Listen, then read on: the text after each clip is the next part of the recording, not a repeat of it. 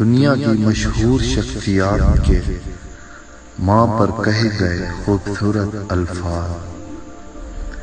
मैं जिंदगी की किताब में सिवाय माँ के और किसी की तस्वीर नहीं देखता। हर शख्स इंसानियत की हकीकी तस्वीर अपनी माँ के चेहरे पर देख सकता है।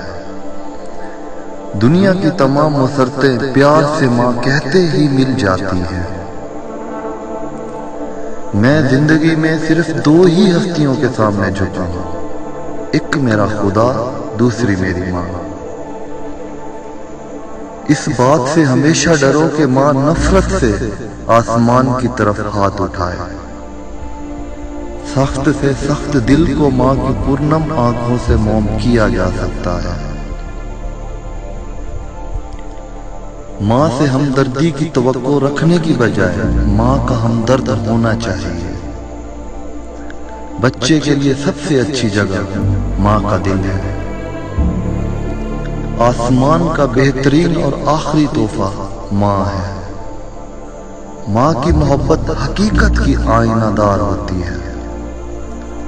दुनिया में हसीन शय सिर्फ माँ है। अगर मुझे माँ से जुदा कर दिया जाए तो मैं पागल हो जाऊंगा। माँ का प्यार ऐसा है जो किसी के सीखने और बताने का नहीं। माँ ने मुझे जर्नैल बना दिया।